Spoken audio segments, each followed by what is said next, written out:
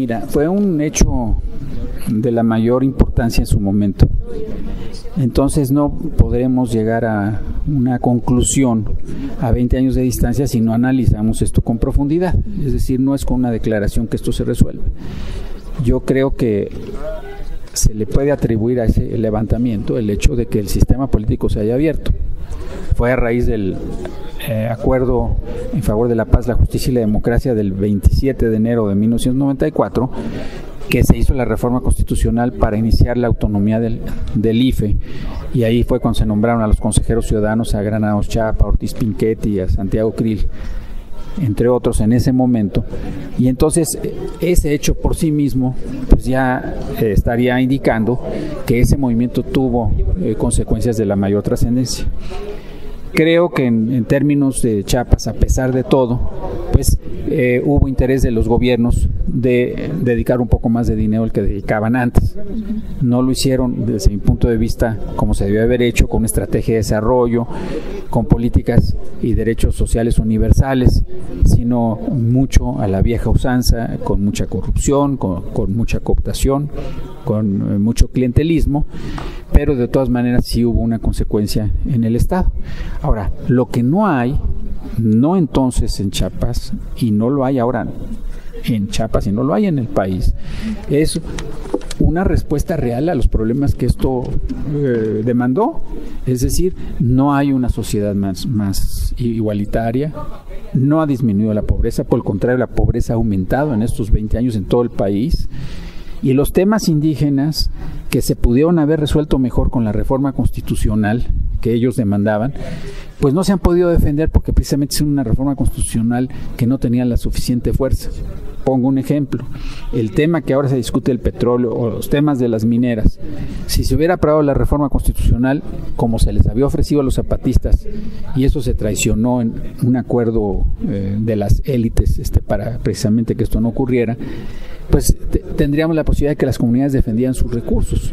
Hoy, en todos lados, lo único que tenemos es una generación de conflictos entre las comunidades y los inversionistas. ¿Por qué? Pues porque se quieren aprovechar.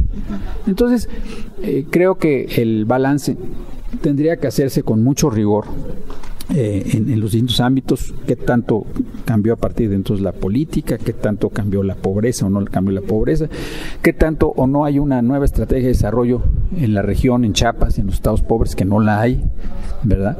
Y en ese sentido, pues se logró algo muy importante, que fue parar la guerra, parar la violencia, pero no se logró cambiar las condiciones que dieron lugar a esa rebelión armada en 1994.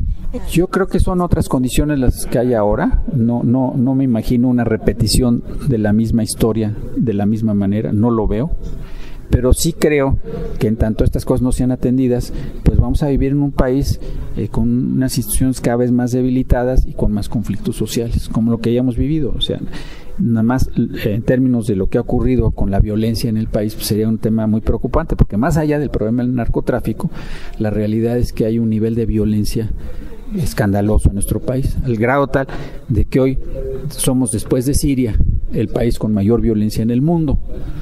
Ellos están en una guerra civil, ¿verdad?, en términos per cápita. Entonces, son asuntos que nos podemos olvidar de ellos y cerrar los ojos, pero la verdad es que hay muchos problemas de fondo que no solo no están resueltos, sino que ni siquiera se quieren reconocer, ni siquiera se quiere buscar una solución a los mismos. Y tenemos unas representaciones políticas que están en un juego muy limitado y que no están atendiendo muchos de estos problemas, que son los que nos van a hacer un país grande o no nos van a hacer un país grande, que son los que van a reconciliar a la sociedad o no la van a reconciliar. Y la reconciliación que debió haber salido de Chiapas está pendiente.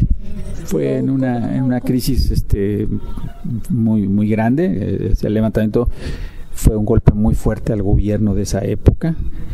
Y en unos cuantos días pues se cambió de una situación en donde todos aplaudían y decían que ya íbamos a pasar al primer mundo y que México era el modelo de las reformas para todo el mundo, apoyado por la opinión norteamericana y por múltiples líderes de opinión, a una situación en donde de repente ese gran globo de expectativas lo pinchó un grupo que se levantó en la parte más alejada del país. Entonces esto cambió radicalmente las expectativas. O sea, todo lo que parecían aplausos, de repente la gente empezó a ver problemas, y desde ahí en adelante no se ha vuelto a reconstruir esta burbuja, ¿verdad? Ahora se intenta de nuevo reconstruir, y yo creo que debemos estar muy pendientes de que ese tipo de estrategias de generación de climas de opinión totalmente exagerados respecto a la realidad, en donde se dice que van a ocurrir cosas que luego no ocurren, lo único que hacen es generar más expectativas incumplidas, y por lo tanto son el antecedente de problemas de ingobernabilidad.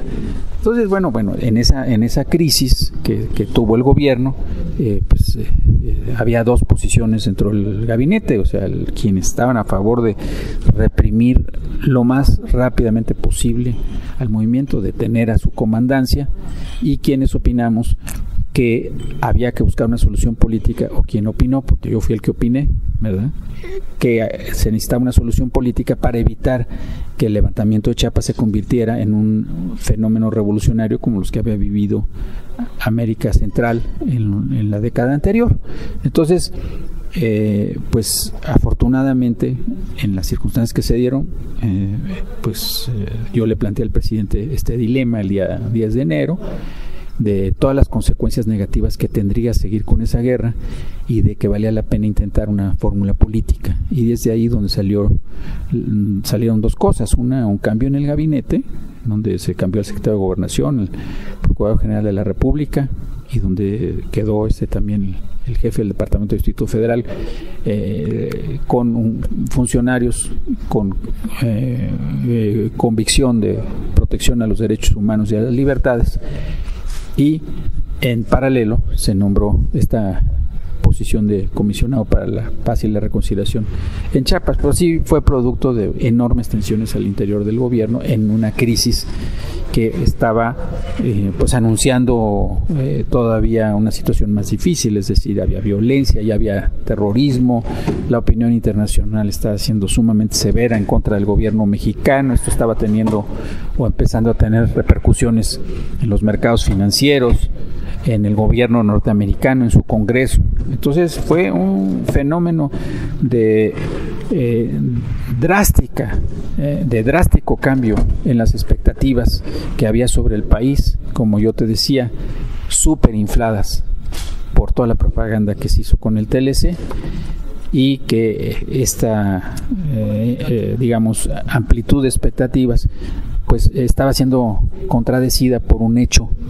que negaba todo lo que se había venido diciendo, y entonces eso hizo que el fenómeno se convirtiera en un tema de primera plana en los principales diarios de Estados Unidos, de noticia principal, o de en las principales cadenas de televisión de Estados Unidos y de Europa, y eso pues tuvo efectos muy importantes en México. Yo creo que el papel de los medios fue decisivo.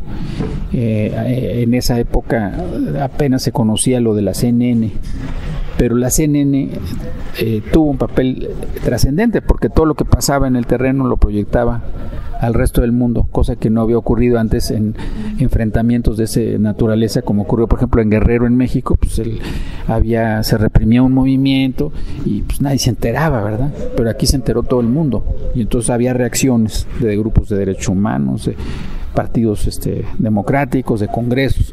Entonces fue un momento de enorme tensión al país, de definiciones que por fortuna no llevó a una prolongación de una guerra interna, pero que por desfortuna, de manera desafortunada, no permitió una reconciliación nacional mayor, una definición constitucional que protegiera a estas comunidades al futuro, ni llevó a modificar las estrategias de desarrollo regional en las zonas de pobreza, ni las políticas sociales aplicables. Cuando nosotros estábamos ahí en los diálogos, realmente preocupados por cómo encauzar ahora sí que las demandas que hacían los zapatistas, pues uno pensaba, es que en efecto se necesita otra cosa. O sea, lo que ha hecho el gobierno hasta este momento es evidente por todo lo que ellos plantean aquí, que además era cierto, que no ha funcionado. Entonces necesitamos volver a pensar, porque porque lo que estamos haciendo lo estamos haciendo mal, pero no lo resolvimos porque las políticas sociales que se aplicaron en los años siguientes han sido políticas sociales clientelares. Es decir, se distribuye el presupuesto para los asuntos sociales para conseguir votos. Y luego la otra parte de la política han sido gastos gigantescos en publicidad para posicionar a los funcionarios, ¿verdad? Y entonces lo que podría ser un instrumento de solución de estos problemas se corrompe, se echa a perder, se exactamente reproduce lo que se reclamaba en ese momento. Entonces, bueno, estas políticas sociales no han funcionado.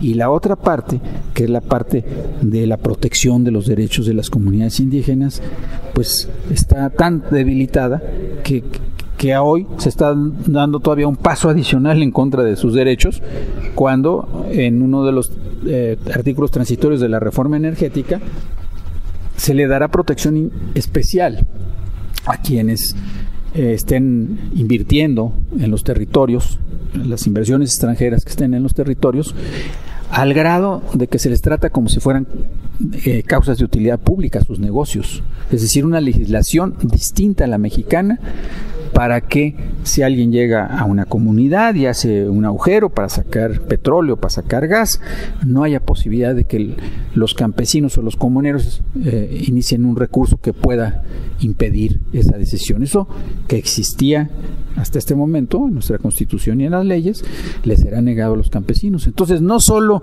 no está dándose la debida protección en los derechos, sino que se están limitando incluso derechos que ya tenían las comunidades.